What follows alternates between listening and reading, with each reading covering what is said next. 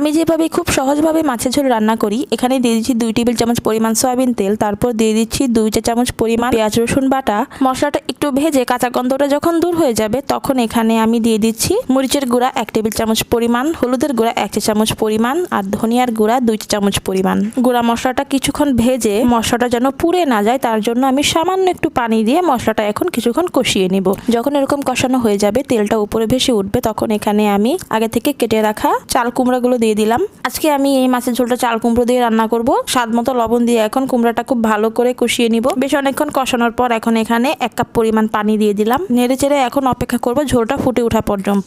এখন এখানে আগে থেকে পরিষ্কার করে রাখা মাছগুলো দিয়ে দিচ্ছি। আমি মাছ ভেজে ব্যবহার করি না, ভেজে ব্যবহার করলে আমার কাছে খেতে ড্রাই মনে হয়। এটা নিয়ে কেউ বাজে মন্তব্য করবেন না, কারণ যার যার টেস্ট তার কাছে। মাছটা দিয়ে এখন আমি ধনিয়া পাতা দিয়ে দিচ্ছি। এটা বিলাতি ধনিয়া পাতা। এই ধনিয়া পাতাটা দিলে খুব সুন্দর একটা ফ্লেভার অ্যাড হয়। আমার তরকারিটা হয়ে গেছে, একদম সাদামাটা ভাবে রান্না করেছি। কেমন লাগলো ভিডিওটা কমেন্ট করে অবশ্যই জানাবেন। দেখা হবে পরবর্তীতে আরো একটি ভিডিওর সাথে। সেই পর্যন্ত ভালো থাকবেন, সুস্থ থাকবেন। আল্লাহ হাফিজ, আসসালামু আলাইকুম।